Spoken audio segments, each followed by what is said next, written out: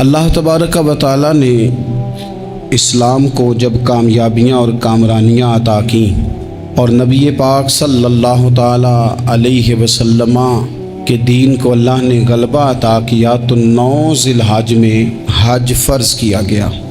حج اس سے پہلے بھی کیا جاتا تھا، پرانی شریعتوں میں بھی حضرت ابراہیم علیہ السلام کے طریقے پر حج ہوتا تھا۔ پھر کفار مکہ نے، قریش مکہ نے اس میں کچھ غلط رسومات شامل کر دیں، کپڑے اتار کر معاذ اللہ کعبے کا طواف کرنا، قربانیوں کا گوشت خانہ کعبہ کی دیواروں سے ملنا اور بھی کئی بیہودہ رسومات اس پاکیزہ اور خوبصورت عمل کا حصہ بنا دی گئیں۔ پھر 9 ذی الحج کو حج فرض ہوا۔ نبی پاک صلی اللہ تعالی علیہ وسلم نے حضرت ابو بکر صدیق کو امیر حج بنا کے رخصت فرمایا۔ دیکھیں کہاں کہاں محبوب انہیں اپنا نائب بناتے ہیں۔ اب 9 کو تو حضور نے حضرت ابو بکر صدیق کو امیر حج بنایا اور پھر اعلان فرمایا، جہاں جہاں مسلمان آبادیاں تھیں وہاں اعلان کر دیا گیا کہ آئندہ سال رسول پاک علیہ السلام خود حج کے لیے تشریف لے جائیں گے۔ اب ایک بڑی تعداد مسلمانوں کی جمع ہونے لگی۔ ذی قعدہ کے آخری ایام میں ہزاروں کی تعداد میں لوگ مدینہ شریف میں جمع ہو گئے۔ ظہر کی نماز کی ادائیگی کے بعد سیرت نگار کہتے ہیں کہ 28 ذی قعدہ تھی، نبی پاک علیہ السلام ظہر پڑھ کے حج کے لیے نکلے، اور جہاں آج ذوالحلیفہ ہے، ابیار علی جس جگہ کو کہتے ہیں، میقات مدینہ بھی کہا جاتا ہے، وہاں اللہ کے محبوب نے پہلے رات گزاری۔ وہیں پہ نبی پاک صلی اللہ تعالی علیہ وسلم نے احرام باندھا، حضور تشریف لے گئے۔ یہ حج قران تھا۔ نبی پاک صلی اللہ تعالی علیہ وآلہ وسلم کے ساتھ اس طرح لوگ امڑ کے آئے، جہاں جہاں سے لوگ تھے مسلمان وہ سارے جمع ہوئے حضور کے ساتھ اللہ کی بارگاہ میں حاضر ہونے کے لیے۔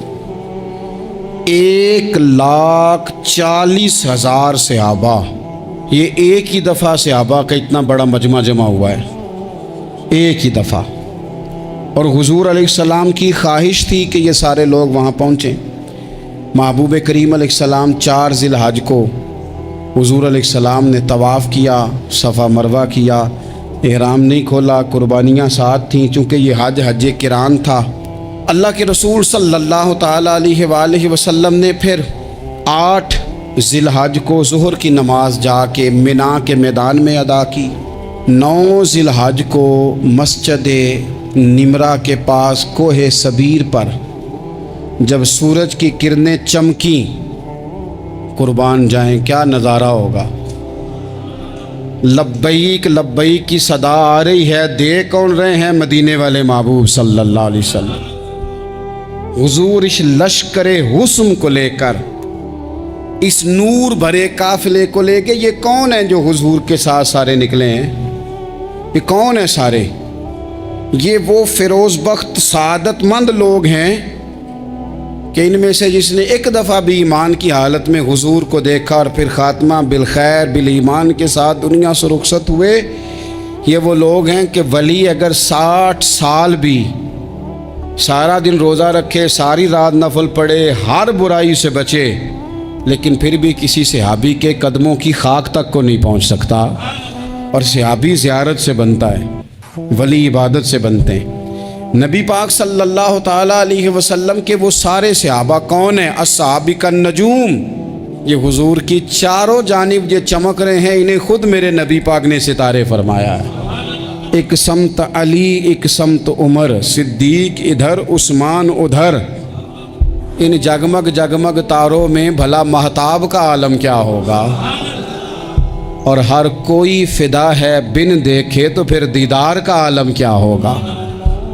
تو نبی پاک صلی اللہ علیہ وسلم نے یہ وہ موقع تھا، 9 ذی الحج میدان عرفات، حضور صلی اللہ علیہ وسلم نے ظہر کی نماز ادا فرمائی اور پھر کچھ توقف کے بعد حضور کے لیے اونٹنی پر کجاوا سجایا گیا हुजूर अपनी कुस्वा नामी ऊँटनी पर सवार हुए, मेरे महबूब ने खुतबा देने का इरादा फरमाया। रब करीम ने इरशाद फरमाया, अल यौम अकमलतु लकुम दीनकुम, आज मैंने तुम्हारे लिए तुम्हारा दीन मुकम्मल कर दिया है। मुकम्मल हो गया दीन, इसके बाद कोई और दीन नहीं आएगा। इस आयत ने बता दिया कि हुजूर आखिरी नबी हैं, दीन मुकम्मल हो गया। अब किसी और पैगंबर की, रसूल की, दीन की, किताब की ज़रूरत बाकी, आज मैंने तुम्हारे लिए तुम्हारा दीन मुकम्मल कर दिया। और क्या खूबसूरत लफ्ज़ हैं कुरान पाक में, फरमाया व अतममतु अलैकुम नेमती, और आज मैंने तुम पर अपनी नेमतें तमाम कर दी हैं, नेमतें मुकम्मल कर दी। व रदीतु लकुमुल इस्लाम दीना, और अल्लाह फरमाते हैं मैंने तुम्हारे लिए दीन इस्लाम को पसंद किया है, ये मेरी रज़ा है, ये दीन इस्लाम तुम्हारे लिए पसंद किया है। कोई बंदा सारी ज़िंदगी मखलूक की खिदमत करे, सारी ज़िंदगी रस्तों से कांटे उठाए, सारी ज़िंदगी खैर का काम करे, किसी को तकलीफ़ ना दे, लेकिन अगर मुसलमान नहीं ना, अगर कलमा नहीं ना पढ़ता, तो उसकी सारी उम्र की खैर भी किसी काम की नहीं। इसलिए कि रब फरमाता है जड़ दीन इस्लाम है, जड़ होगी तो फिर शाखें कबूल की जाएंगी ना। तो अगर जड़ ही सिरे से नहीं है तो खैर करने का माना। कुछ लोग कुफार की, मुशरिकीन की तारीफ़ करते हैं कि जनाब बल्ले बल्ले इतने वेलफेयर काम हो रहे हैं, तो याद रखो सबसे ज़रूरी जड़ है। कुरान पाक में रब ताला ने मुनाफिकीन, मुशरिकीन और कुफार के आमाल की बुनियाद इस तरह की बताई है कि जिस तरह पत्थर पर थोड़ी गर्द पड़ जाए, ज़रा हवा का झोंका है या बारिश आए तो पत्थर साफ का साफ हो जाता है। इनके अमाल इस तरह के हैं। उस खैर का क्या मतलब कि जिस खैर में ईमान ही शामिल नहीं। जब तक बंदा मोमिन ना हो उसका कोई अमल भी अल्लाह की बारगाह में काबिल कबूल नहीं होता। ये आयत नाजिल हो गई, फरमाया दीन मुकम्मल हो गया। ओ मेरे भाइयों, खुदा रा सोचो, कोई शय मुकम्मल नहीं दुनिया में, कोई शय भी। करोड़ों का मकान बना लो फिर भी कोई ना कोई नुक्स निकल ही आता है। कोई दुनिया में शय मुकम्मल है ही नहीं। अगर कुछ शय मुकम्मल है तो वो मदीने वाले रसूल का दीन मुकम्मल है। मुकम्मल, जब हम कहते हैं ना मुकम्मल दीन, तो लोग समझते हैं तो शायद सादी सी बात है। ये वो वाली बात है जो दुनिया में कहीं नहीं पाई जाती। जब ये आयत नाजिल हुई थी ना, तो बुखारी में मौजूद है, एक बहुत बड़ा यहूदियों का आलिम हज़रत उमर फ़ारूक रदी अल्लाह ताला अन्हु से कहने लगा, ये जो तुम पर आयत नाजिल हुई है ना कि दीन मुकम्मल हो गया, ये अगर हम पर नाजिल होती ना, तो जिस दिन ये आयत नाजिल हुई होती हमने हर साल उसी दिन को ईद बना लेना था कि दीन मुकम्मल हो गया। अल यौम अकमलतु लकुम दीनकुम, दीन मुकम्मल हो गया। हम तो ईद बना लेते। तो हज़रत उमर कहने लगे हम पर भी बड़ा फजल है। जिस दिन आयत नाजिल हुई थी अरफा का दिन भी था और जुमे का दिन भी था। एक नहीं दो ईदें थी मुसलमानों की, दो ईदें थी मुसलमानों की, दो। अजीज़ भाई, दीन मुकम्मल अल्लाह ने दिया। और हज़रत अब्दुल्ला इब्न अब्बास रदी अल्लाह ताला उन्होंने तो एक मकाम पे इसका जिक्र भी कर दिया। जब उनसे किसी यहूदी ने कहा ना ये आयत हमें मिलती तो हम ईद मनाते, तो फरमाया तुम एक मनाते ना, हमारी दो थी उस दिन। जुमा भी तो मुसलमानों की ईद का दिन है ना। बहुत सारे लोग हैं बेचारे जो कहते हैं इस्लाम में ईदें सिर्फ दो हैं, और वो भी सिर्फ परेशानी उन्हें ईद मिलादुन नबी वाले दिन होती है, उसके आगे पीछे नहीं होती। हालांकि नबी पाक अलैहिस्सलाम ने कहा हर जुमा भी ईद है, खुद हुजूर ने फरमाया, लेकिन वो अड़ जाते हैं कि नहीं ईदें सिर्फ दो ही हैं। भाई आप ये कह सकते हैं कि इस्लाम की मारूफ ईदें दो हैं, अपने माना और मफहूम के लिहाज से जिसको यौम ईद कहा जाए वो ईदें दो हैं। तो नबी पाक सल्लल्लाहु ताला अलैहि वसल्लम ने मैदान अराफात में खुतबा दिया। ये जो वाज़ व नसीहत है ना, खुतबा तकरीर, ये दुनिया कर रही है, करती रहेगी, करती चली आएगी, और इसको मेरे नबी पाक अलैहिस्सलाम ने पसंद फरमाया। खैर की बात करने वाले को हुजूर ने दुआ दी।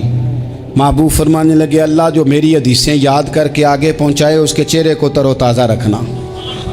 ये इबलागे दीन बहुत बड़ी बात है अगर कोई खुलूस नीयत से करे। लेकिन कायनात अर्ज़ी में वो जो हुजूर का खुतबा हज्जतुल विदा है, वो दस्तूर है, वो मंशूर है। इंसानी हुकूक पर उससे बड़ा चार्टर ना पहले कभी था نہ قیامت تک دوبارہ بن سکتا ہے۔ اس کو خطبہ حجۃ الوداع کیوں کہتے ہیں؟ ایک تو مطلب یہ کہ حضور نے یہی آخری حج کیا، اور دوسری بات یہ تھی کہ اس خطبے کے تھوڑے ہی عرصے بعد میرے نبی پاک نے وصال ظاہری فرمایا، اور اس خطبے کو رسول پاک صلی اللہ تعالیٰ علیہ وسلم نے شروع کہاں سے فرمایا؟ یہ خطبہ دیکھیں شروع کہاں سے ہو رہا ہے۔ انسان دنیا میں ملتا بھی ہے، جدا بھی ہوتا ہے۔ یہ جو جدائی کا وقت ہوتا ہے نا، جدائی کا، شاید بڑی سوچ سمجھ کے کہا تھا حضرت میاں صاحب نے، بڑی غور کر کے انہوں نے کہا تھا کہ دریا کنڈے روخ نہ لائیے، جو آوے روڑ جاوے۔ آپ میدان میں درخت لگاتے ہیں تو کبھی پھل گرتا ہے تو زمین پہ گرتا ہے، اٹھا لیتے ہیں۔ اگر دریا کے کنارے ہو تو وہ تو دریا میں گرے گا اور روڑ جائے گا، چلا گیا، بہہ گیا۔ فرمانے لگے دریا کنڈے روخ نہ لائیے، جو آوے روڑ جاوے، تے پردیسی نال نہ یاری لائیے، او دا جدوں دل کرے ٹر جاوے، وہ تو چلا جاتا ہے۔ یہ خطبہ شروع کہاں سے ہو رہا ہے؟ یعنی ابھی آغاز کلام ہے، بات آگے آئے گی، آغاز کلام ہے۔ میں کہہ چکا ہوں ولی شاید عبادت کر کے بنے، تقوی اختیار کر کے بنے، ولی اللہ کی حرام کردہ ہر شے سے اجتناب کر کے بنے، وہ جس میں شبہ ہے اس سے بھی بچے تو پھر ولی بنے۔ لیکن صحابی تو حضور کی زیارت سے بنتا ہے نا، نبی پاک کی زیارت سے بنتا ہے، اور صحابہ تو وہ صحابہ تھے جن کی ہر صبح عید ہوتی تھی، خدا کا قرب حاصل تھا، نبی کی دید ہوتی تھی۔ وہ تو اس طرح کا ماحول تھا کہ نبی پاک نے فرمایا حضرت ابو ہریرہ سے یہیں بیٹھے رہتے ہو، تھوڑا ذرا کبھی کوئی کام بھی کر لیا کرو، وقفے سے ملنے سے محبت بھی بڑھتی ہے۔ تو حضرت ابو ہریرہ اٹھے اور ستون کے پیچھے سے ہو کے واپس آ گئے۔ فرمایا آ گئے ہو؟ عرض کی حضور دل ہی نہیں لگتا تو جائیں کہاں؟ وہ جو حضور سے آ کے کہتے تھے نا یا رسول اللہ صلی اللہ علیہ وسلم، حضرت ثوبان بن مالک، حضور نے فرمایا پریشان دکھائی دیتے ہو؟ کہا یا رسول اللہ ایک بات پریشان کرتی ہے۔ کہا وہ کیا؟ عرض کی حضور دل بے چین ہوتا ہے تو زیارت کو آ جاتا ہوں، آج ایک عجیب خیال آیا ہے، عجیب خیال آیا ہے، اور اس نے عجیب رنگ طبیعت میں بھر دیا ہے۔ فرمایا تمہیں کیا خیال آیا؟ عرض کی یا رسول اللہ صلی اللہ علیہ وسلم آج خیال آیا ہے کہ ثوبان ہے، تو حضور کا غلام ہے، جنت تو حضور کے صدقے ملے گی، لیکن یہ ہے کہ حضور تو ہوں گے نا نبیوں کے ساتھ، تجھے ملے گی پر ملے گی تو غلاموں کے محلے میں نا۔ تو دل میں خیال آیا کہ وہاں زیارت بھی ہوگی کہ نہیں؟ او جنت میرے کس کاری جتھے یار نظر نہ آوے، زیارت بھی ہوگی کہ نہیں؟ حضور کی بارگاہ میں جب حضرت ثوبان نے عرض کی تو رب کریم نے فرمایا محبوب جو تیری اور تیرے رب کی اطاعت کرے نا، اولئک انعم اللہ علیہم من النبیین والصدیقین والشہداء والصالحین، فرمایا ان کو اللہ نبیوں کے، صدیقین کے، شہداء اور صالحین کے ساتھ ہی جنت میں اکٹھا فرمائے گا، وہ اکٹھے رہے۔ تو جن کو تو جنت میں بھی حضور کی زیارت کے بغیر چین نہیں تھا، ان کو حضور نے خطبہ حجۃ الوداع شروع کرتے وقت پہلا جملہ پتہ کیا کہا؟ حضور اونٹنی پہ ہیں، احرام باندھا ہوا ہے، 1,40,000 کم و بیش غلام سامنے کھڑے، عرفات کا میدان۔ محبوب فرمانے لگے پہلا جملہ، جو درد والے تھے وہ تڑپ گئے، یہ سارے درد والے تھے لیکن کچھ زیادہ مزاج شناس تھے۔ محبوب نے پہلا جملہ کہا، حضور فرمانے لگے لوگوں جس طرح آج اکٹھے ہوئے ہیں شاید اس کے بعد دوبارہ ہم اکٹھے نہ ہوں۔ پہلا اعلان ہی کر دیا کہ یہ تمہارے ساتھ جو آج خطبہ ہے نا، اس میں اشارہ دے دیا کہ دوبارہ نہیں جمع ہوگے، اگلا حج نہیں کرنا، بس ختم ہوئی بات۔ یہ آخری پہلی بات ہی حضور نے یہ بیان کی۔ اب وہ اتنے دل نرم ہو گئے حضور کی بات سن کے، آنکھوں میں آنسو اس طرح آ گئے، طبیعت کا ملان اتنا بڑھ گیا کہ ہر ایک کا دل کشکول بن گیا، ہر طرف سے آہیں اور سسکیاں ہیں کہ حضور کے وہ جملے یوں صحابہ لے رہے تھے جب آپ سے کوئی کہہ دے کہ بھائی بس بھائی یہ وقت بس آخری ملاقات کا ہے، تو پھر انہوں نے وہ تو حضور کی ہر بات ہی توجہ سے سنتے تھے، پر یہاں جو انداز بن گیا وہ انوکھا بن گیا۔ فرمایا شاید دوبارہ ملاقات نہ ہو۔ پھر میرے کریم محبوب صلی اللہ تعالیٰ علیہ وسلم نے فرمایا جس طرح تمہارے لیے یہ شہر حرمت والا ہے، مکہ حرمت والا ہے نا، एक नेकी करो तो मक्के में 1 लाख का सवाब, हरम मक्का में। एक गुनाह करो तो वो भी 1 लाख लिखा जाता है। हुर्मत वाला है, बड़ी इज्जत वाला है। फरमाया जिस तरह ये घर इज्जत वाला है काबा, जिस तरह ये शहर इज्जत वाला है, फरमाया जिस तरह आज का दिन हुर्मत वाला है। मुसलमानों, मैं तुम्हें बता के जा रहा हूँ, तुम्हें समझा रहा हूँ, इसी तरह मैंने तुम सब पर एक दूसरे के माल और इज्जत को हुर्मत वाला कर दिया है। और सहाबा को ना हुजूर ने पहले ये सबक पूरा हुजूर ने पूछा, ये भी ज़रा कमाल है, ये बुखारी मुस्लिम की हदीस है। हुजूर ने सहाबा से पूछा, 9 ज़िलहज है, जुमे का दिन है, ज़िलहज का महीना है, सबको पता है, लेकिन ना आप जुमा पढ़ने हैं तो मैं आपसे कहूँ कि आज आप कौन सा दिन है, तो आप कहेंगे जनाब जुमा है, अजीब आदमी है, जुमा पढ़ा रहे हो।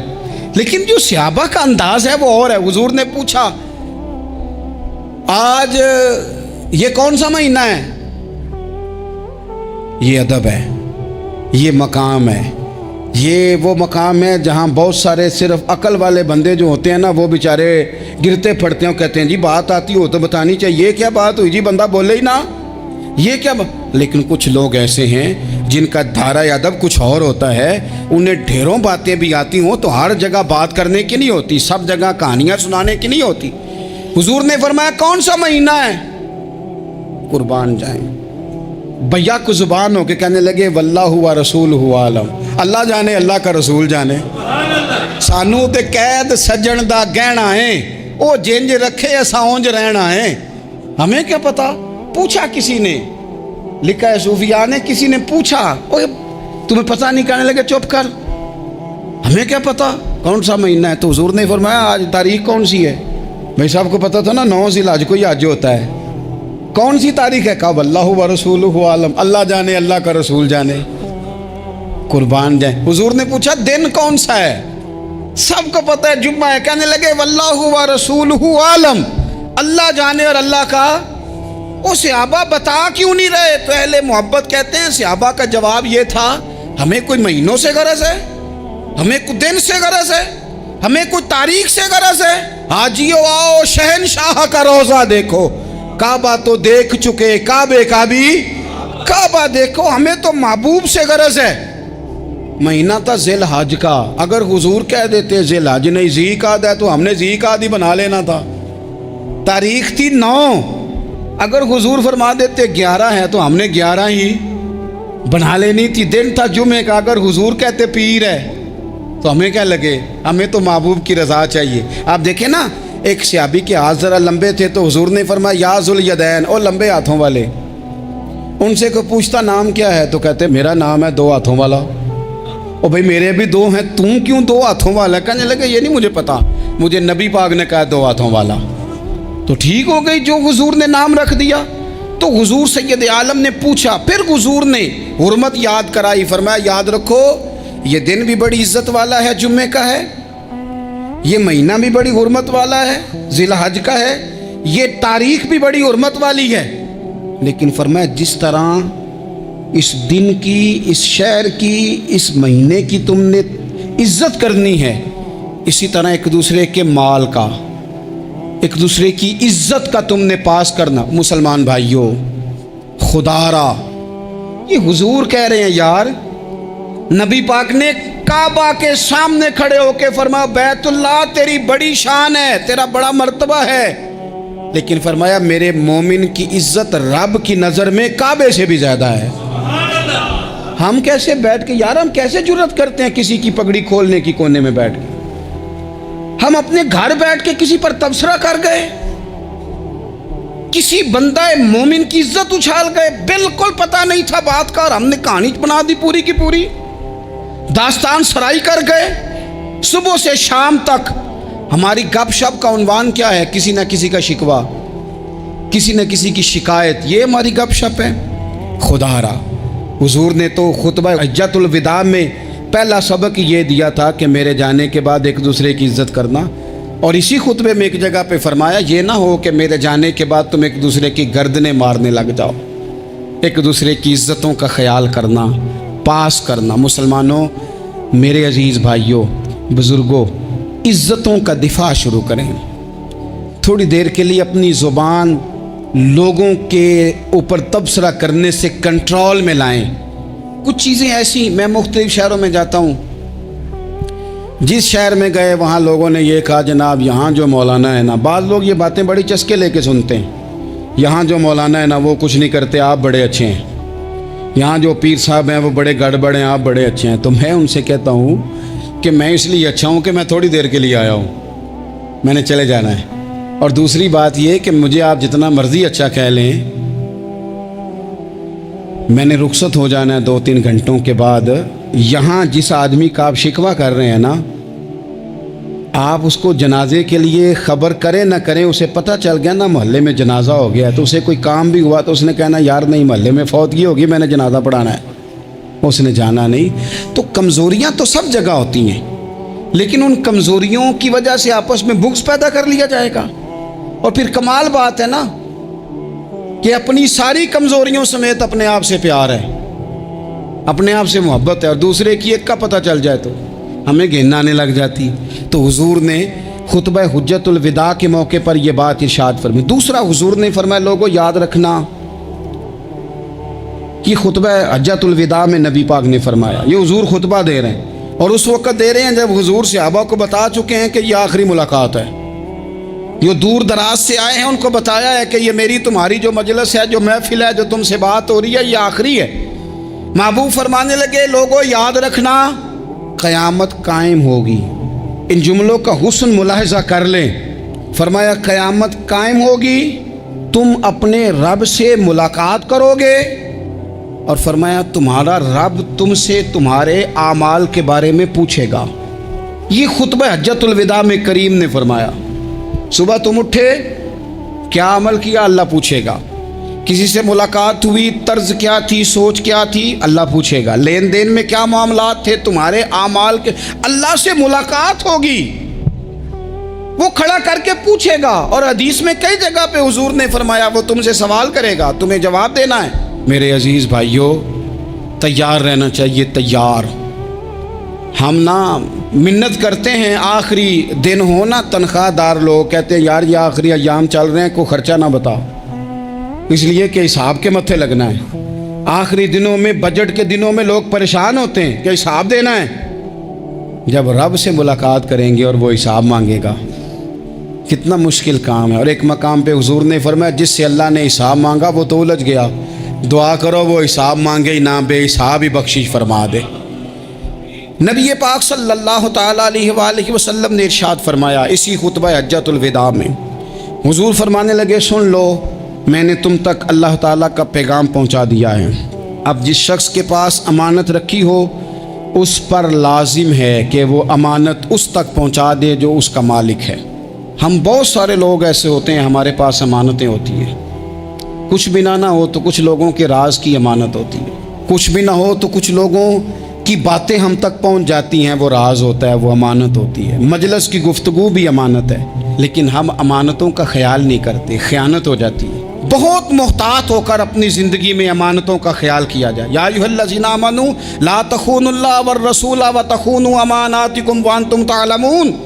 اللہ فرماتے ہیں ایمان والو نہ رب سے خیانت کرنا، نہ رب کے رسول سے خیانت کرنا، نہ آپس میں ایک دوسرے سے خیانت کرنا، جانتے بوجھتے ہوئے یہ کام نہ کرنا۔ وانتم تعلمون، جانتے ہو، تمہیں پتہ ہے۔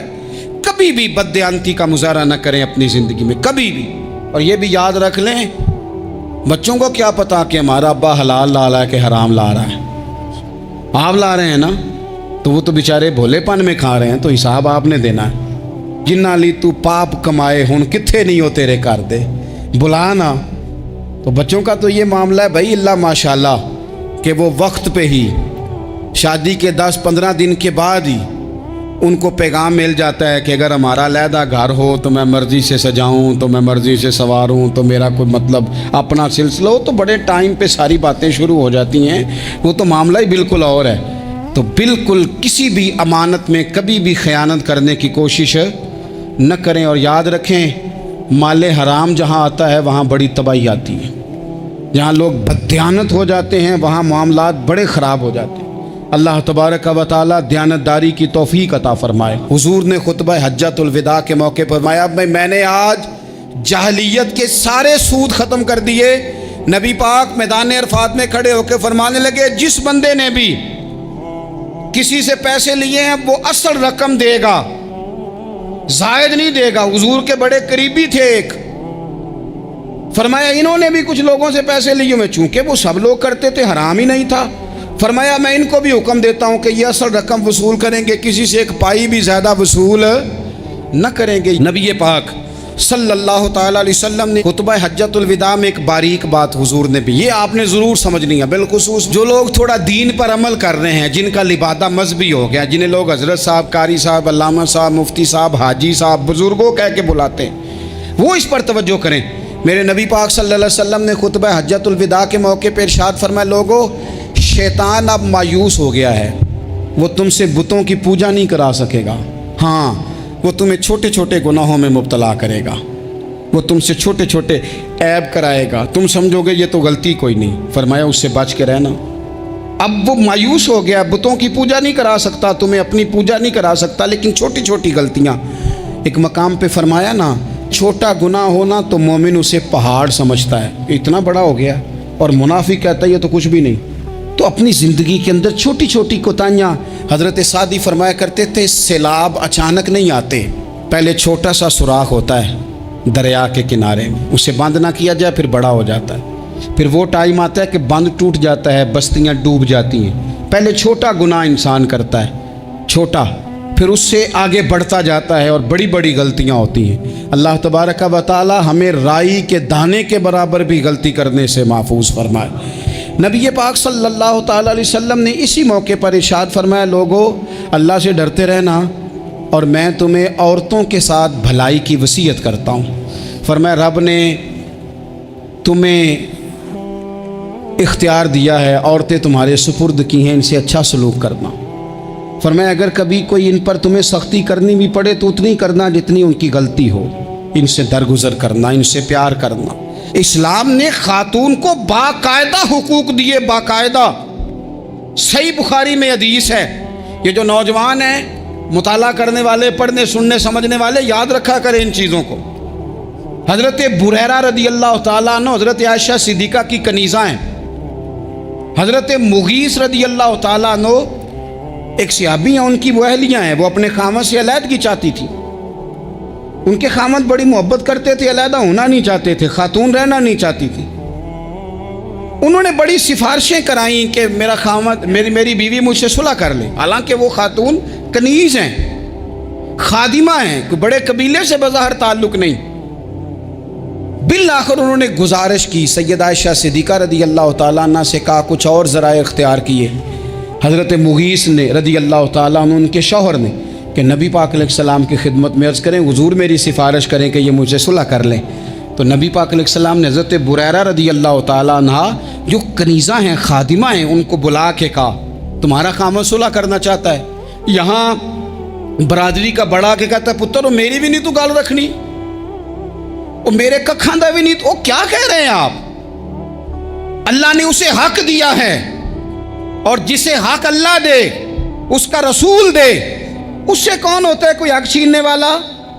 نبی پاک صلی اللہ علیہ وسلم نے حضرت بریرہ سے کہا تمہارا خامد صلح کرنا چاہتا ہے اور وہ روتا ہے تمہارے لیے، اور اس نے بڑی سفارشیں کی ہیں، تم اس سے صلح کر لو۔